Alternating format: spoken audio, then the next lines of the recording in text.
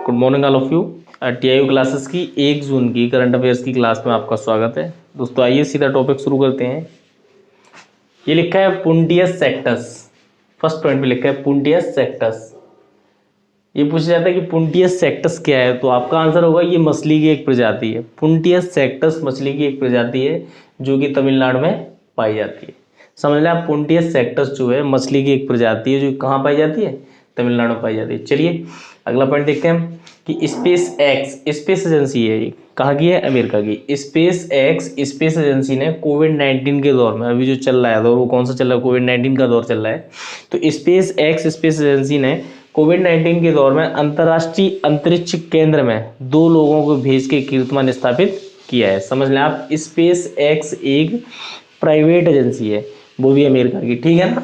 उसने क्या किया, 2 लोगों को अंतर्राष्ट्रीय अंतरिक्ष केंद्र में भेजकर कीर्तिमान स्थापित किया है। उन 2 लोगों का नाम है बॉब बेहन केन।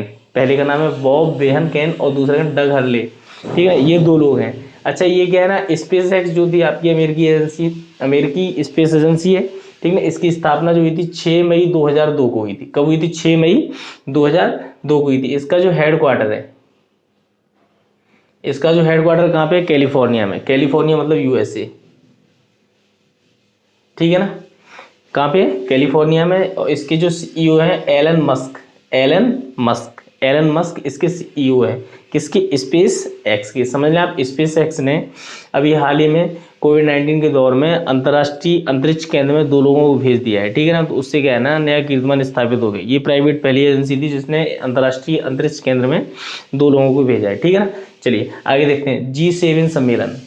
G7 सम्मेलन जो हाल ही में आपका जून में होने के लिए था वो स्थगित हो गया है। अब वो उसकी संभावना ये जताई जा रही है कि अब ये सम्मेलन सितंबर में होगा। समझ लें आप, G7 का मतलब होता है ग्रुप ऑफ 7। इसमें 7 देश शामिल है। कितने देश शामिल है, 7 देश शामिल। तो G7 की जो स्थापना हुई थी कब हुई थी, 1975 में। 1975 में G7 की स्थापना हुई थी और G7 को जो बोला जाता है ग्रुप ऑफ 7 बोला जाता है। अच्छा G7 में जो सदस्य शामिल है वो उनके नाम बता देते हैं आपको। अमेरिका है, फ्रांस है, Canada, Britain, Germany, Japan, Italy. ये 7 देश शामिल है। America, France, Canada, Britain, Germany, Japan, Italy, ठीक है ना।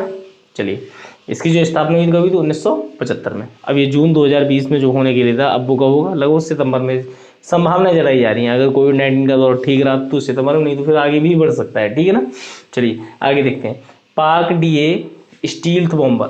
ये क्वेश्चन पूछा जा सकता है आपसे कि पाक डीए स्टील्थ बॉम्बर ये क्या है, तो आपका आंसर रहेगा ये एक तरह का विमान है, ठीक है ना।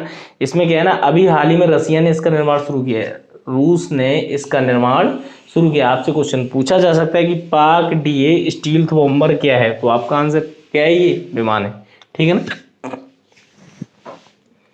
चलिए आगे देखते हैं। पाई चैटबोट ये हाल ही में लॉन्च की गई है। ये लॉन्च जिसने की है उसका नाम है एनपीसीआई। पाई चैटबोट ये जो लॉन्च की है एनपीसीआई ने की है। एनपीसीआई ने ये किस लिए की, बता दें आप, प्रोडक्ट अवेयरनेस, जो उत्पाद होते हैं उनके बारे में जागरूकता फैलाने के लिए एनपीसीआई ने पाई चैटबोट लॉन्च किया है। एक ऐप है वो लॉन्च किया है। ये एनपीसीआई है, इसकी फुल फॉर्म होती है बच्चा, national payment corporation of India. National payment corporation of India, ये होता है एनपीसीआई। तो समझ लें आप, प्रोडक्ट्स की अवेयरनेस को बढ़ाने के लिए लोगों के बीच और अवेयर हो जाए लोग, इसलिए पाई चैटबोट ऐप जो है वो लॉन्च किया गया है। चलिए आगे आते हैं। आप देखें अगला क्वेश्चन। भारत का पहला नेशनल एटी पोर्टल किसने लॉन्च किया है। भारत का पहला नेशनल एटी पोर्टल किसने लॉन्च किया है, तो इनका नाम है क्या, श्री रविशंकर प्रसाद, जो कि आपके केंद्रीय कानून मंत्री हैं। उन्होंने, केंद्रीय कानून और न्याय मंत्री, इन्होंने भारत का पहला नेशनल एटी पोर्टल लॉन्च किया है, ठीक है। ये क्वेश्चन बहुत इंपॉर्टेंट है, क्वेश्चन आने की प्रबल संभावनाएं रहेंगी, ठीक है। एटी पोर्टल लॉन्च किया है, ठीक है। चलिए आगे आते हैं। फोर्स 2020 की सूची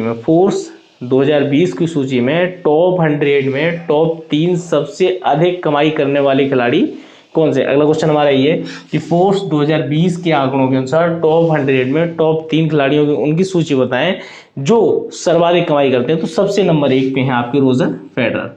रोजर फेडरर सबसे सर्वाधिक कमाई करते हैं। दूसरे नंबर पर आता है रोनाल्डो, इसके बाद रोनाल्डो, उसके बाद लियोन मेसी।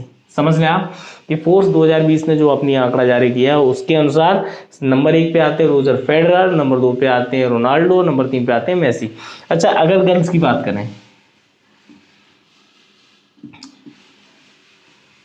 ये तो मेल प्लेयर थे, ये फीमेल प्लेयर है। अगर फीमेल प्लेयर की बात करते हैं तो नाओमी ओसाका जो कि जापान से हैं, ये जापान की हैं, ये एक टेनिस प्लेयर। ओसाका जो है वो सर्वाधिक कमाई करती हैं, किसमें? महिलाओं में, ठीक है ना। चलिए अगला देखें, बेजान दारूवाला। बेजान दारूवाला जो कि आपके ज्योतिषी थे, इनका हाल ही में निधन हो गया है। आपसे क्वेश्चन पूछा जा सकता है कि बेजान दारूवाला किससे संबंधित हैं, तो आपका आंसर यहाँ पे क्या होना चाहिए कि ये क्या थे? ज्योतिषी थे, ठीक है ना, ध्यान रखना। चलिए, हाल ही में अमेरिका ने WHO से नाता तोड़ लिया है। आपसे क्वेश्चन पूछा जा सकता है कि हाल ही में किस देश ने WHO से नाता तोड़ लिया था, तो आपका आंसर रहेगा अमेरिका। या ऐसे पूछा जा सकता है कि हाँ, कोविड-19 के दौर में कौन सा ऐसा देश था जिसने WHO से नाता तोड़ लिया, तब भी आपका आंसर क्या रहेगा? अमेरिका। ठीक है, इन चीज़ों को थोड़ा याद रखना, ठीक है। करंट अफेयर्स है, काफ़ी दिनों तक काम करिए, क्या ना कोविड-19 का जो भी दौर है, जितने भी क्वेश्चन बनने सारे ही बनने के चांस हैं। चलिए, फसाई, FSSAI फसाई का CEO कौन है? वर्तमान में CEO कौन है? तो आपका आंसर रहेगा अरुण सिंघल। अरुण सिंघल FSSAI के CEO है। चलिए, FSSAI इसकी फुल फॉर्म क्या होती है? Food safety standard authority of India. याद रखना, food safety and standard authority of India. इसकी जो स्थापना हुई थी अगस्त 2011 में हुई थी। इसका जो हेडक्वार्टर है कहाँ पे? न्यू दिल्ली में। समझ लें आप, FSSAI का CEO अरुण सिंघल जी हैं, और इसकी जो फुल फॉर्म होती है food safety and standard authority of India होती है। इसकी स्थापना हुई थी अगस्त 2011 में, और इसका हेडक्वार्टर कहाँ पे? न्यू दिल्ली में। चलिए, एक प्रश्न और आपका है यहाँ से कि हिका चक्रवात, हिका चक्रवात ने किन राज्यों को प्रभावित किया है? अभी जैसे अम्फान आया था, वैसे ही करके ये आपका हिका चक्रवात ने किस 2 राज्यों को प्रभावित किया, तो आपका आंसर है यहाँ से गुजरात और महाराष्ट्र। हिका चक्रवात ने गुजरात और महाराष्ट्र को प्रभावित किया है। आइए देखते हैं अगले क्वेश्चन। ये लिखा है, फर्स्ट पॉइंट पे लिखा है यहाँ पे कि नाबार्ड डोनेटेड वेस्ट बंगाल 1050 करोड़। तो नाबार्ड ने पश्चिम बंगाल को वित्तीय सहायता 1050 करोड़ की दी है। क्वेश्चन आपसे पूछा जा सकता है कि हाल ही में नाबार्ड ने वेस्ट बंगाल को वित्तीय सहायता कितने की दी, तो आपका आंसर यहाँ से रहेगा 1050 करोड़ रुपए की, ठीक है ना। चलिए आगे देखते हैं कि इंडियन नेवी, भारतीय नौसेना ने मुंबई डॉकयार्ड में, भारतीय नौसेना ने मुंबई डॉकयार्ड में एक यूवी अल्ट्रावायलेट यूवी सैनिटाइजेशन बे स्थापित किया है। क्वेश्चन आपसे पूछा जा सकता है कि इंडियन नेवी ने किस डॉकयार्ड पर, इंडियन नेवी ने किस डॉकयार्ड पर यूवी सैनिटाइजेशन स्थापित किया है, तो आपका आंसर रहेगा मुंबई, ठीक है ना। चलिए आगे देखते हैं कि भारत की पहली डॉल्फिन वेधशाला, भारत की पहली डॉल्फिन वेधशाला किस राज्य ने शुरू की है, किस राज्य ने बनाई है, तो आपका आंसर यहाँ से रहेगा बिहार। तो बिहार ने भारत की पहली डॉल्फिन वेधशाला बनाई है। चलिए आगे देखते हैं कि एफडीआई की फुल फॉर्म बच्चा होती है कि foreign direct investment, foreign direct investment. तो एफडीआई फॉरेन डायरेक्ट इन्वेस्टमेंट, ठीक है ना। एफडीआई 2019 से 2020 में 13% बढ़ा दिया गया। कितना बढ़ा दिया गया?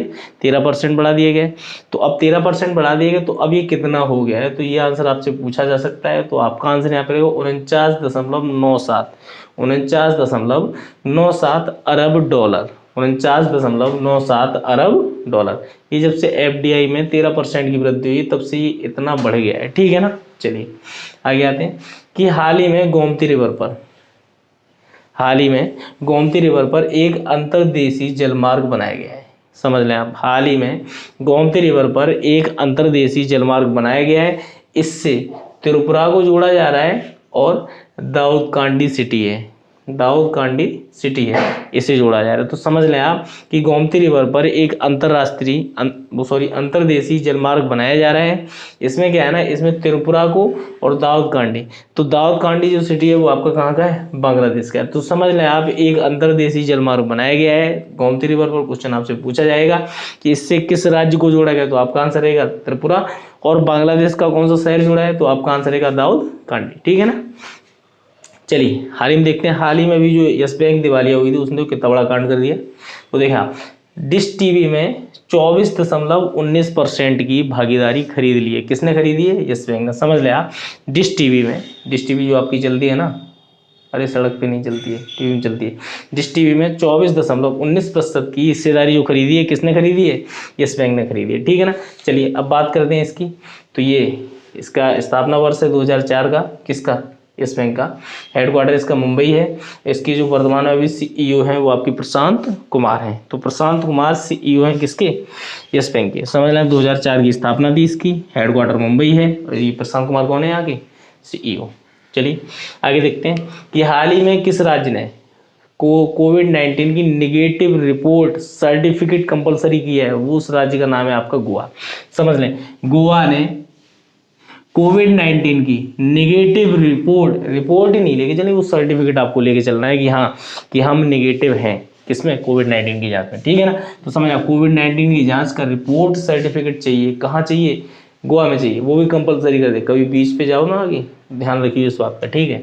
चलिए निःशुल्क ऑनलाइन कैरियर प्रशिक्षण, निःशुल्क ऑनलाइन कैरियर प्रशिक्षण, ये किस मंत्रालय ने शुरू किया है, आपका ये रोजगार मंत्रालय ने शुरू किया है। इसके जो अभी मिनिस्टर हैं वो कौन है, संतोष गंगवार। संतोष गंगवार इसके मिनिस्टर है। चलिए अभी देखें लॉकडाउन 4 खत्म हुआ है, तो लॉकडाउन 4 के बाद जो शुरू किया है क्या किया, अनलॉक 1। हाँ देखो क्वेश्चन तो बन सकते हैं कुछ भी, तो जो भी है मैक्सिमम क्वेश्चन लेना पड़ेगा। ठीक है ना। देखिए अभी हाल ही में आरबीआई ने बैंक ऑफ इंडिया पर 5 करोड़ का जुर्माना लगाया। समझ लें आप, क्वेश्चन आपसे पूछा जा सकता है कि हाल ही में आरबीआई ने बैंक ऑफ इंडिया पर बीओआई शॉर्ट बोलते थे, बैंक ऑफ इंडिया पर कितने करोड़ का जुर्माना लगाया, तो आपका आंसर रहेगा 5 करोड़ का जुर्माना लगाया। तो आप समझ लें बैंक ऑफ इंडिया की स्थापना हुई 7 सितंबर 1906 में। इसका जो हेडक्वार्टर था मुंबई में था। इसकी जो पंचलाइन होती है relationships beyond banking, relationships beyond banking. दोस्तों कैसी रही आज की करंट अफेयर, अच्छी लगी तो लाइक करें, शेयर करें, चैनल सब्सक्राइब नहीं किया तो सब्सक्राइब कर लेना, और डेली करंट अफेयर्स पढ़ रही है। ठीक है ना। टीम टी की तरफ से आपको बहुत बहुत धन्यवाद।